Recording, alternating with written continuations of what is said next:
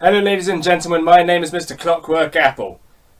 And I want to start this review by saying that I'm not a Tolkien fan. I mean, I've seen the movies and they're okay, I guess. I like them enough, but I wouldn't say they're the best thing ever. And I've also never read the books.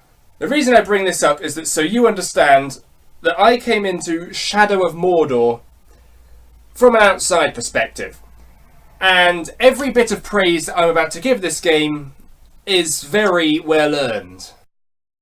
Shadow of Mordor follows Talion. That's our guy here in the middle. You can see him looking quite badass. Talion is a human warrior whose family is murdered in front of him as part of a ritual to summon or possibly just appease Dark Lord Sauron, the big bad of the Lord of the Rings series.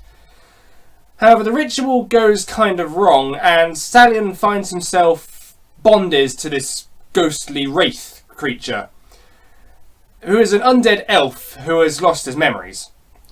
And the two of them, now that they're stuck together, are banished from death, essentially meaning Talion can't move to the afterlife to be with his family. He's stuck in Middle-earth, I guess.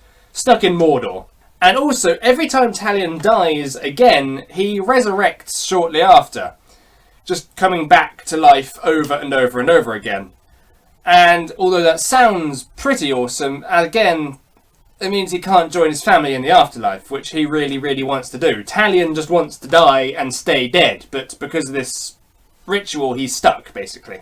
And so, with that, Talion sets out to get his revenge on the people who killed him, basically dismantle Sauron's forces and kill about 18 bajillion orcs or so.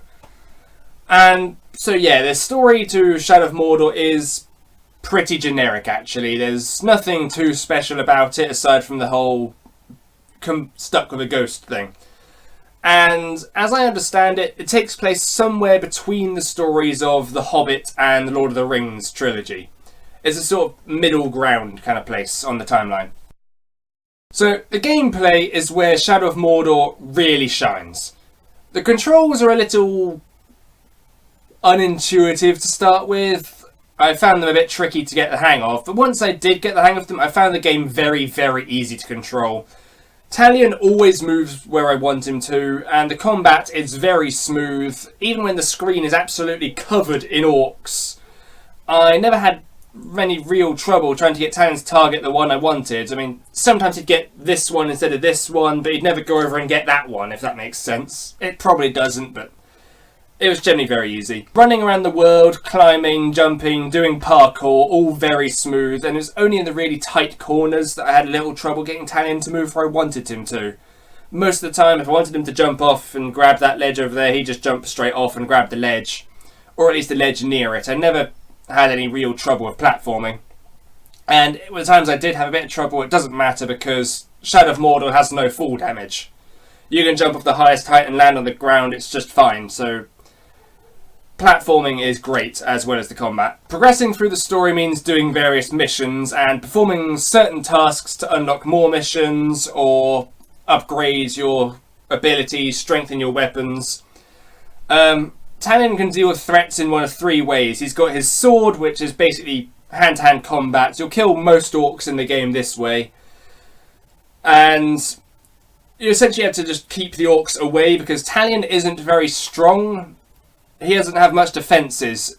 You can, even at the end of the game when you're fully upgraded, it's just a basic horde of orcs is still going to really damage you if you're not careful. The second way of dealing things is with Talion's bow, or specifically it's the Wraith's bow, not Talion's, where you can fire you've only got a few arrows and you can actually slow down time slightly to try and fire at the orcs to deal damage from a distance and maybe thin out the herd before you go in to deal with your sword. And lastly, there's stealth, which basically means picking off the orcs one by one, or taking out a few specific orcs to gain advantage over the army. However, the real selling point of this game, the real reason that you need to buy this game right here, is the Nemesis system. Every single area in the game is absolutely filled to the brim with countless orc soldiers. And each area also has 25 special stronger orcs. So that's 20 captains and 5 war chiefs. The war chiefs are the absolute strongest orcs in the area, with the captains serving underneath them and the regular soldiers underneath them. And the important thing about the captains and war chiefs is they're mostly the game's bosses, and they're all randomly generated as well. Each one has their own strengths and weaknesses, and the captains constantly fight between each other to increase their power. When one captain dies, a new orc will be promoted to fill the void. There's always going to be captains to fight. So the thing about the strengths and weaknesses is sometimes you'll encounter a orc captain who you can't deal with your usual way. Say you like to start the fight by sneaking up behind them and stabbing them in the back. Against a regular soldier orc, that is an instant kill, and against most captains, it's a decent bit of damage, but it's not going to immediately kill them. Sometimes the orc captain will be weak to stealth and die immediately from your sneak attack. Other times they're going to be immune to it. They'll grab you, fling you right down at the floor and open the fight with them having the advantage. So you need to be careful about this. You can gain intel on the captains to try and figure out a strategy to take them on, figure out what their strengths and weaknesses are. And this is pretty much necessary against some of them because they are deadly when they want to be. Sometimes you encounter a captain who you can just run up, swing your sword a few times, and they're just dead, head off, no more problem. Other times you've got ones where, if you're not killing them just the right way, they're going to keep standing back up and continuing to fight you, beating the crap out of you every single time.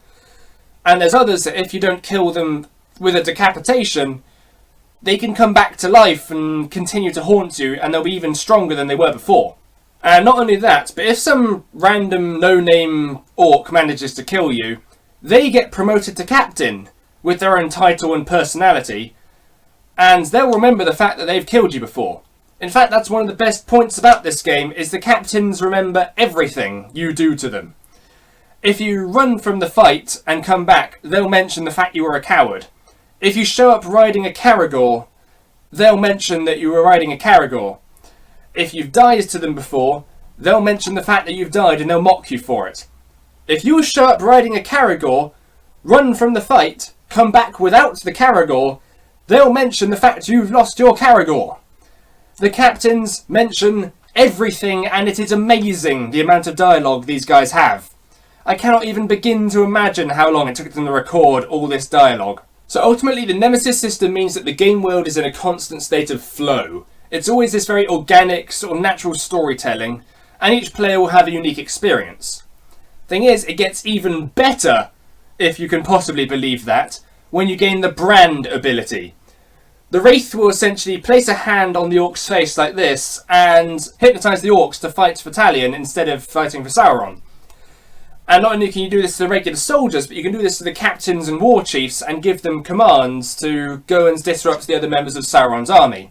You can send them out on assassination missions, or you can use them to help you take down a difficult captain you're having trouble with.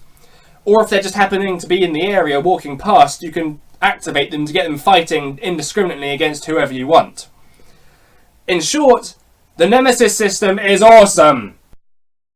So as you can see by the cover I've been waving around, I've been playing the PS4 version of this game. The graphics are amazing. I will say that right here, right now. I will say it again, the graphics are amazing. Especially when the weather starts up, because you can see the rain falling and it will be splashing on Talion's shoulders, or if it starts hailing, you'll see the hailstones bouncing off of him. And you can see it raining on the orcs and on the trees and on the buildings, and you'll see rain running down the side of the rocks over here, or hailstones bouncing off. You'll see the sun glinting off of things. You'll see shadows as people walk past. It is amazing just how much detail went into just the sheer graphical capabilities this game has to offer. And the orcs themselves are very well designed, especially considering the random generation. You can get some dull looking orcs, but you can get some that look absolutely disgusting, with scars and warts and bugs flying around them. You can get ones that look awesome, with helmets that have skulls attached to the top, or in one case I think I had one that had a hand nailed to his helmet. It was, I'd never seen that before in hours and hours of playing this game, and it looked so cool. And the sound direction is brilliant as well. I mentioned the voice acting earlier. The sheer amount of dialogue that these orcs have, as well as just the human voice acting, is pretty good as well. When the music starts up, it has this very sort of tribal rock combination, and although I don't always notice it because I'm generally busy trying to not die, when I can hear the music, I often find myself just humming along to it. The environments are also very well designed, and they are extremely varied as well. I never find myself getting lost on the world map. You know, I can just look around briefly and I know where I am. Although I will mention that some of the caves and strongholds are a bit easier to get lost in. Not too bad the strongholds, but the caves, yeah, I sometimes struggle to find my way back out again without using the minimap. So overall, Shadow of Mordor is an all-round fantastic game.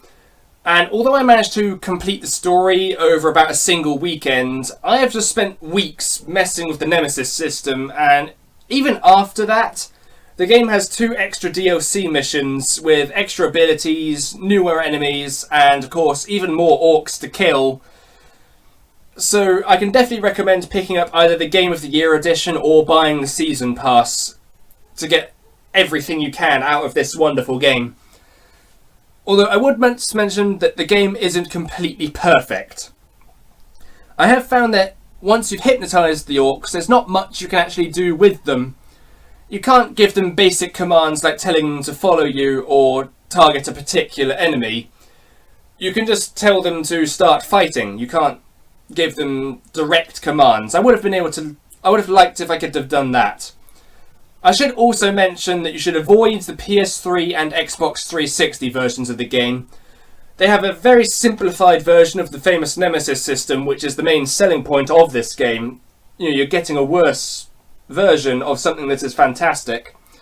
The graphics aren't as good, obviously, and also there are some serious load time and lag issues. So just definitely go for this version, the Xbox One version, or the PC version. Avoid the Xbox 360 and PS3. Now, one thing you may have noticed is that I didn't give the game the perfect 10. Although I feel it certainly does deserve it, I felt I had to leave a little room for the sequel, Shadow of War. It's being released this October, and by the looks of the preview trailers, it's going to be even better than this, if that's even possibly imaginable. It's going to be better than this game here. So I wanted to leave that little bit of space so that, assuming it does prove to be better, I'll have the extra score to give there. Hell, I'll probably end up breaking the out of 10 score to give it an 11 if I have to. So I cannot wait for this October. If you can't wait for this October, judging by how excited I sound, pick this game up to fill the time. You will not regret it. I have been Mr. Clockwork Apple. Goodbye.